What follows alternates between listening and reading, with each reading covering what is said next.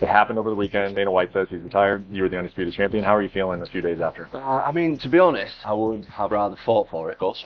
I did defend the interim, though, which is a weird thing as well. To be honest, I always saw myself as a champion anyway. I think the whole Jon Jones thing was a bit weird. I think everybody can see that was a bit of a strange situation. But luckily now that is in the past. And we can that view, while shared by some, is far from unanimous.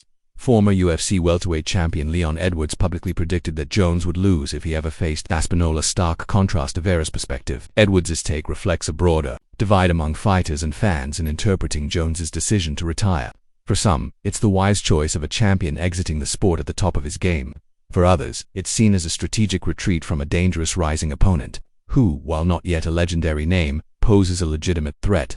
For more updates and breakdowns like this, make sure to subscribe to my channel. For Jon Jones to come out of retirement and fight Tom Aspinall at the White House next year for America's 250th birthday. What is more patriotic, what is more American than the best UFC fighter of all time, Jon Jones, fighting for the championship belt at the White House on America's 250th birthday?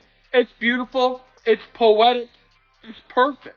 Donald Trump made headlines when he publicly proposed that the UFC build an octagon on the White House lawn for a special event in 2026 to celebrate the United States' 250th year of independence. Dana White, who shares a long-standing relationship with Trump, responded positively, saying, "I love it." When asked about the possibility, while the UFC has neither confirmed nor denied the plan, they stated that more details would be revealed in the future. What began as a publicity stunt has gained unexpected momentum, especially after Jon Jones expressed apparent support for the idea and resumed his re-entry into the UFC drug testing. White House is crazy, dude. Crazy, dude. How's that even a thing? Is that allowed? Like, how is Donald even allowed to do that? It's kind of gangster. Chandler versus McGregor.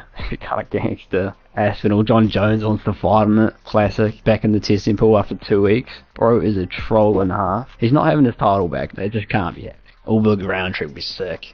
Jones, who had retired after his win over Stipe, who retired after his victory over Stipe Miocic at UFC 309, sparked buzz when he commented on a fan-made digital image depicting him defeating Tom Aspinall at the White House, with Donald Trump watching nearby. The image, created by AC Graphics, quickly gained traction online. Jones replied to the post with a simple, "I like this," which fans took as a clear sign that he's not only paying attention but maybe seriously considering the matchup.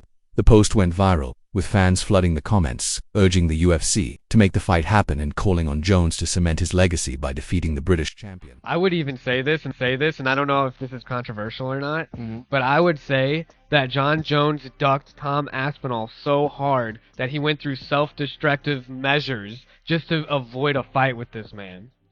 That's how good Tom Aspinall is, and everyone you're going to list off is going to get beat. Jones and Trump's relationship dates back several years, with Jones being one of the select fighters invited to Trump's inauguration alongside Jorge Masvidal, Colby Covington, and Joe Rogan. Their connection resurfaced at UFC 309, where Trump was seated cageside and engaged in a lively conversation with Jones following his first-round submission. Much as I love Tom and I want Tom to win, I couldn't pick against Jon Jones. I'll be honest, Tom's a friend. I love Tom. He's one of the coolest dudes in the whole of MMA. Even though Jones is getting old, I just can't pick against Jon Jones. I've been watching Jon Jones, as I say, since 2000. Trump has been a consistent presence at UFC events, using his close relationship with Dana White and the promotion to connect with audiences that align closely with his political base. If any American president has the interest and influence to make a UFC event at the White House a reality, it's Trump. With Dana White, who spoke at both of Trump's political conventions known for embracing spectacle and controversy, the idea is not only feasible but potentially powerful from both a promotional and logistical perspective. The legacy, to be able to go to the heavyweight division, take out everyone, and then take out the Jon Jones legend, you know, and then go back to even beating a few of these new school guys, will literally put Tom Aspinall as the GOAT of the heavyweight division. Jones's return to the octagon won't be immediate, as USADA regulations require him to remain in the testing pool for 6 months before becoming eligible to compete again. Having re-entered the pool in mid-2025, his earliest possible return would be January 2026, perfectly aligning with the rumored timing of a potential White House event. If the UFC moves forward with Trump's proposal, Jones could be cleared just in time for a high-profile summer 2026 card, possibly on July 4th. In the meantime, Tom Aspinall remains the reigning heavyweight champion, officially recognized as the undisputed title holder following Jones' retirement. The division is pretty freaking wide. Yeah, and it's almost like Jon has something against Tom Aspinall. Like, he just wanted to completely ruin his life in every way possible, and he's doing a great job of it. And yeah, it puts Tom in a tough spot. Like you say, he's definitely the biggest loser of this whole thing. And yeah, it makes it difficult now for him to, like, where does he go? Aspinall first captured the interim heavyweight title in November 2023 with a stunning first-round knockout of Sergey Pavlovich. He was expected to unify the belt against Jon Jones, but that highly anticipated bout never materialized, as Jones chose instead to pursue a legacy fight with After defeating Myasic, Jones teased the possibility of more big fights but ultimately retired in early 2025, leaving the division in limbo. Shortly after, Aspinall was elevated to undisputed champion status. Despite holding the official title, some have viewed Aspinall's reign as incomplete due to the lack of a showdown with Jones. Addressing this in an interview with Combat X, Aspinall dismissed the idea that Jones had stolen part of his prime. "It's not all been bad because, to be honest, I don't feel like I'm in my prime yet," he said. "I still feel like I've got some work to do before I get there. I'm still just 32, Aspinall emphasized that he expects to reach his peak in his mid-30s and believes the delay may have even benefited his growth as a fighter. That would be beyond disappointing actually. From a marketing standpoint, from a landscape of where the UFC is standpoint, that would be a complete pay-per-view disaster. We'd see the strength of the UFC brand at Madison Square Garden if that ends up being, because all respect to Tom, but he has never headlined a pay-per-view, so plopping him at the top of Madison Square Garden against Cyril Gane I think would be tough, but we'll see what they can do. Man, that would be tough. I mean, you'd have to have that. Aspinall's calm and rational approach stands in stark contrast to the chaos that has surrounded the heavyweight division since Jon Jones' move up in weight. The title picture has been anything but stable. Francis Ngannou exited the UFC as champion, Jones arrived and immediately claimed the vacant belt, and Aspinall rose as a top contender amid the turbulence. Many believed the UFC would book a showdown between Jones and Aspinall to definitively settle the division, but that fight never came to fruition. This lingering, unresolved storyline has become a pressure point for both fighters, as each is now viewed as the ultimate benchmark against which the other is measured. To strip Jon Jones of the belt. That just shows you how dumb the UFC matchmaking is, especially when it comes to Jon Jones and all the way that the UFC operates around Jon Jones. The way that Jon Jones has Dana and the organization by the nuts is crazy. Even in retirement, Jon Jones continues to loom large in heavyweight discussions. While Tom Aspinall has made it clear he's focused on moving the division forward, upon being promoted to undisputed champion, Aspinall posted a message saying, "For you fans, it's time to get this heavyweight division going, an active, undisputed champion." The remark was widely interpreted as a subtle jab at Jones's inactivity. Despite his dominant presence, Jones has made only one heavyweight title defense. His win over Myasic and has spent the majority of his time in the division, either sidelined by injury or caught up in prolonged negotiations. No, you're not going to take this. And you know what Jon Jones did? You have it. I don't want to fight. You can have it. This is unbelievable. Greatest of all time. What a load of shit. Sorry.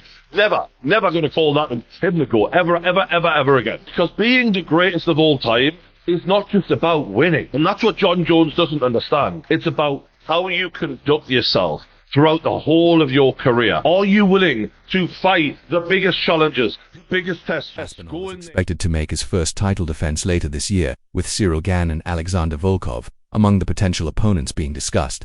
However, neither of these matchups carries the weight or significance of a showdown with Jon Jones. While the heavyweight division continues to move forward, the looming possibility of a historic White House fight casts a long shadow, turning any interim defenses by Aspinall into perceived stepping stones toward a much bigger, symbolic clash. The scenario also raises questions about what kind of condition Jones would be in after such a prolonged absence.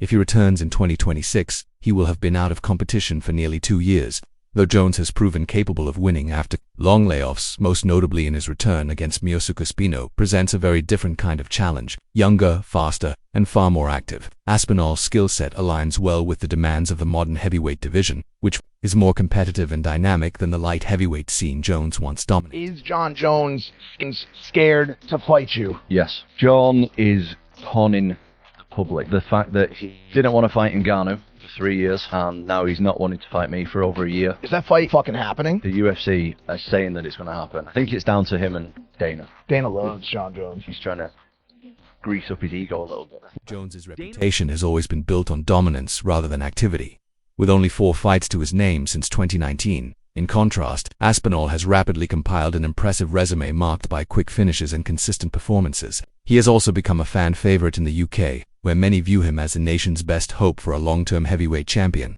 The prospect of an American legend facing off against a rising British star on the White House lawn adds an international dimension to what could become the UFC's most high-profile and historic matchup to date. Well, that's the hard thing about giving opinions on this, because it's just opinions. Like, we don't know the facts of what's going on behind the scenes. We don't know what's been said from Jon's side or Aspinall's side, and I do give to Aspinall the benefit of the doubt, believing that if he didn't think the Jon Jones fight was going to happen, like, he probably would have taken another fight. Where we're comparing it with the Chandler situation, it felt to me. UFC are undoubtedly aware of the fight's significance both as a marketing opportunity and as a defining moment in the sport.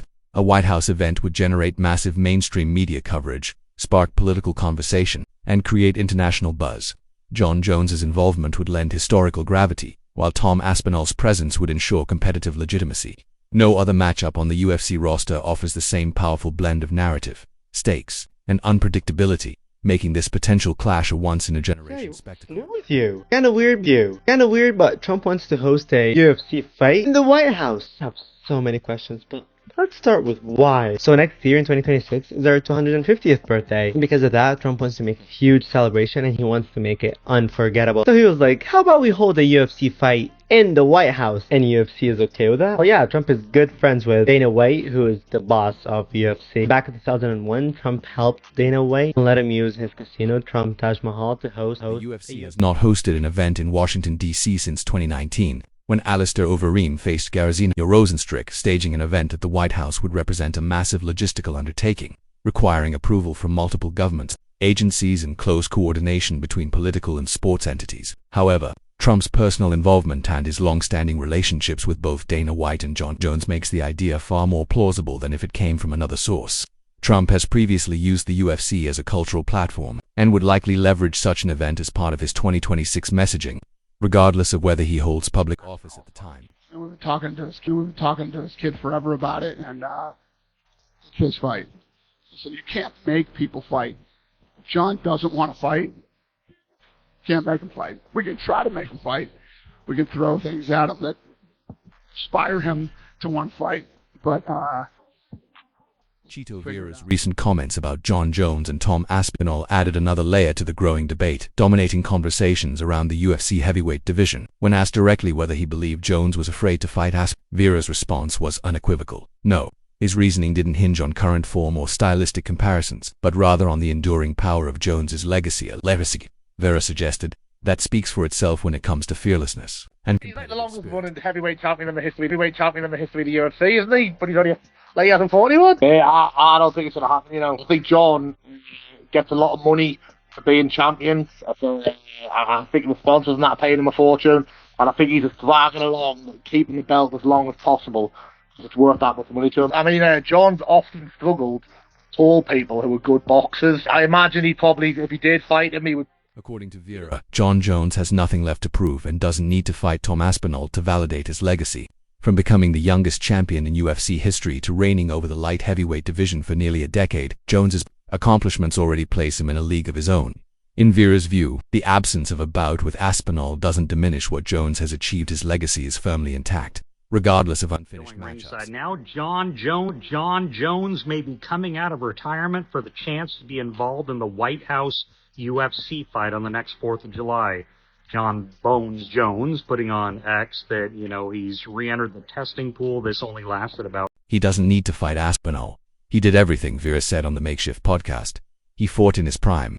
He won the belt. The youngest ever. He's never lost the belt. While Vera acknowledged that Jones has faced controversies outside the octagon, he emphasized that no one is perfect. Defending Jones's decision to retire before a unification bout with the interim champion, Vera added, he should retire whenever he wants. To fight Tom Aspinall. From the UFC. What does the UFC got to do? Set something real wild on off the cuff. I'll see you guys later. That's it. Yeah, thanks for the happy. Jon Jones, the legend. That view, while shared by some, is far from unanimous. Former UFC welterweight champion Leon Edwards publicly predicted that Jones would lose if he ever faced Aspinall, a stark contrast to Vieira's perspective. Edwards' take reflects a broader divide among fighters and fans in interpreting Jones' decision to retire. For some, it's the wise choice of a champion exiting the sport at the top of his game. For others, it's seen as a strategic retreat from a dangerous rising opponent, who, while not yet a legendary name, poses a legitimate threat. *, for more updates and breakdowns like this, make sure to subscribe to my channel.